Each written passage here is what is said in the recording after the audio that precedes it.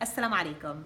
It's nice to see you again as we discuss how we can bring the divine names of Allah subhanahu wa ta'ala and the characteristics of those names into our daily lives to improve our families and our relationships. Today we're going to discuss the name of Allah subhanahu wa ta'ala, Al-Qahhar.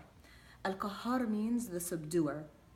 Oftentimes, when we think of our own families, and particularly our children, we may think that subduing them, subduing their exuberance, subduing their enthusiasm, subduing their excitement, is a way to keep them calm or a way to keep them controlled.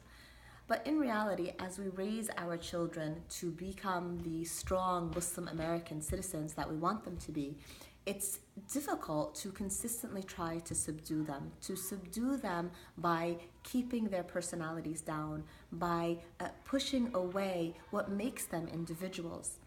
There is a way for us to help our children develop their individual qualities, their individual characteristics, while still teaching them to love their deen and to love Allah subhanahu wa ta'ala.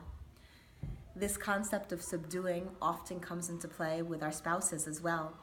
Many times there are situations where, in a humorous manner, as a joke, a husband may say something like, I have to ask the boss, in reference to their wife, or I can't do anything without the boss's permission, and jokingly referring to the wife often.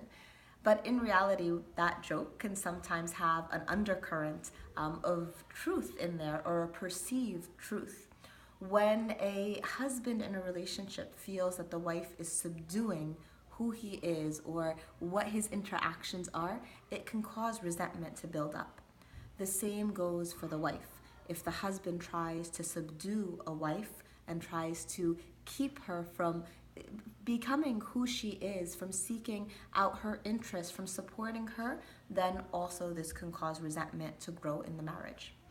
So as we continue to delve into understanding the characteristics of Allah subhanahu wa ta'ala, it's important for us to note that many of the divine names of Allah subhanahu wa ta'ala are for Allah alone. And Al-Qahhar is one of those names. He is the subduer. He is the one that we submit to. He is the one who loves us more than we even love ourselves, more than our mothers, our fathers, or even our spouses love us. And so He is the one that we submit to.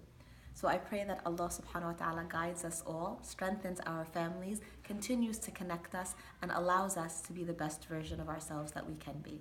Assalamu alaikum.